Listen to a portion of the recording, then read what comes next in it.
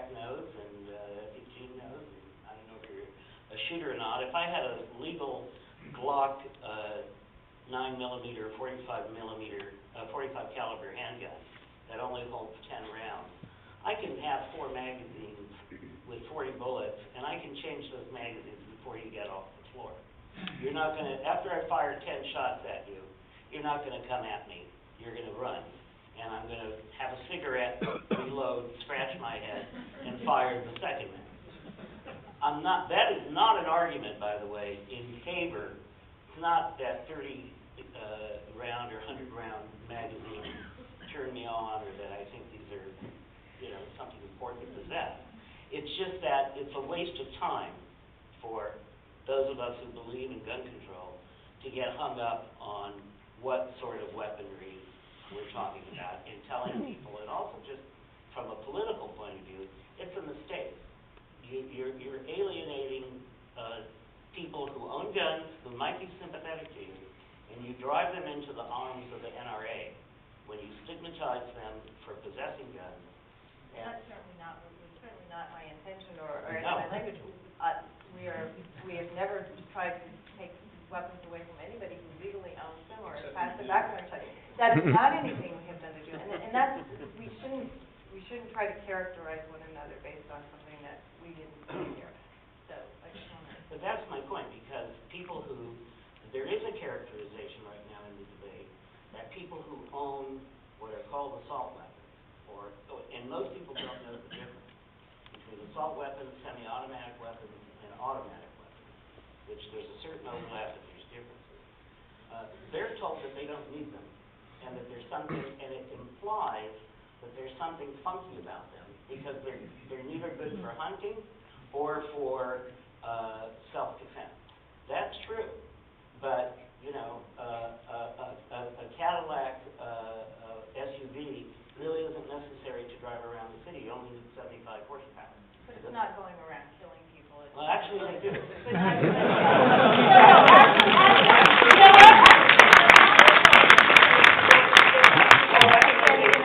Are they? I'm sorry. Actually, automobile accidents nationally, and I'm not apologizing for gun violence.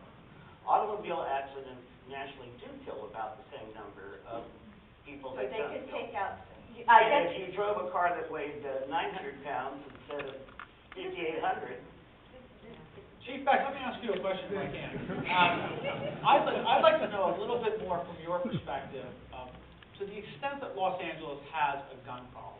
What is that gun problem from your perspective? And if you might add into that discussion a little bit, whether the guns that are reflected in the assault weapons ban, how you, the police, are interacting with those firearms or finding them, or what's that experience?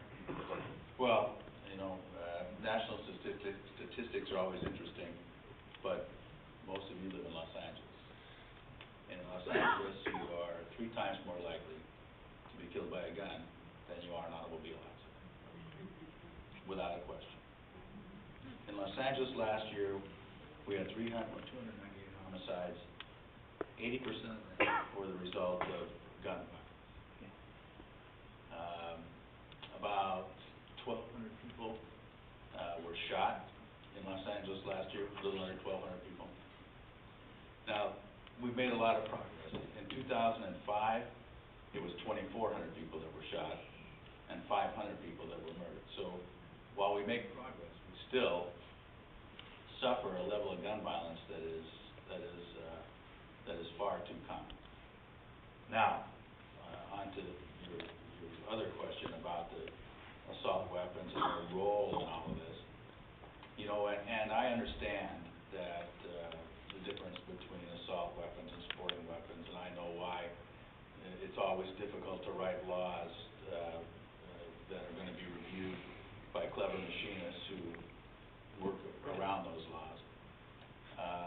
But to think that it's similar to face somebody with a 30-round magazine or a 50-round magazine versus somebody with 5.10s or 3.10s is ridiculous.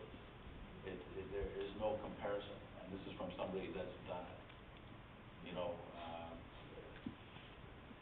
If you can't achieve your hunting goals with a 10-round magazine, you need a new sport.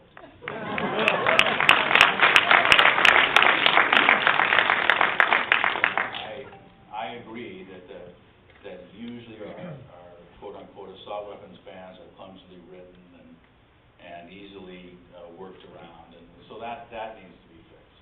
There's no, you won't hear me being a vigorous defender of the way these things are written. But the reality is that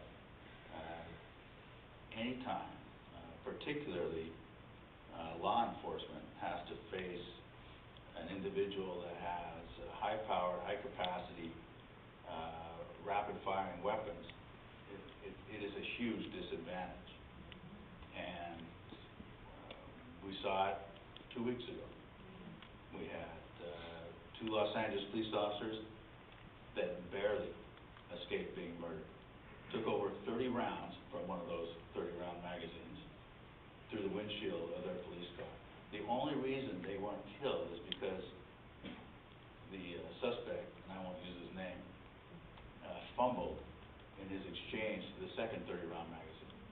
Had he successfully exchanged that 30-round magazine, which is very easy to do, I mean, change of magazines is very easy unless you're in a firefight, and then it becomes very difficult. Anyway, the point being, if he had successfully exchanged that magazine, I would have certainly buried 2 Los Angeles police officers this past week, and not, and I don't want to minimize the impact on other agencies, but not one sheriff's deputy and 1 Riverside police officer, who also fell victims to ambush by weapon that was easily obtainable in a state adjacent to us, but is illegal in this state. And so, if you want an old police chief's desires on gun control, it's let's come up with a national model. Why do we have a patchwork? Why are gun laws different not only in Los Angeles than in Orange County, but absolutely completely the opposite between California and Nevada and Arizona? And I apologize for just using one example, but it's such a telling one. The individual that we faced last week purchased a dozen assault weapons that were easily converted to full auto in Nevada over the past 2 years. Multiple high-capacity magazines. We had over 10 30-round magazines on him at one point in the gun battle. And additionally, with very little work, was able to buy silencers or suppressors for all of his weapons, which turns those handguns that we all like to think are used for home defense into something that can be used with extreme lethality and very, very little sign, and allowed him to murder 2 young people almost invisibly in a neighborhood that is universally ascribed as one of the safest neighborhoods in the United States.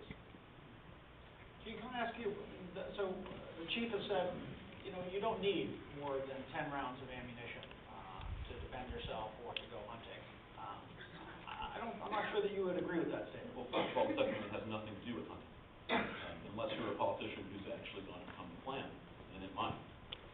The issue is the chief has made a very strong argument why his well-trained police officers need these tools, and we who are even less trained in a firefight now are forced to reload a 10-round magazine. These are really dangerous concepts because, we civilians aren't supposed to spend the amount of time training the police are. But yet the police, every single firearm you see here tonight has a magazine with a capacity larger than 10 rounds unless it's very fun, and it's usually a personal choice. So when we actually look at what people use for self-defense, because I think tonight no one here expects any of the armed security guards or police officers to do anything to defend us. Well, they choose, look, to carry the magazine that was the original capacity magazine for the firearm. These are very serious issues. When people talk about 10 rounds is enough, the hit rate for the New York Police Department is about 22%.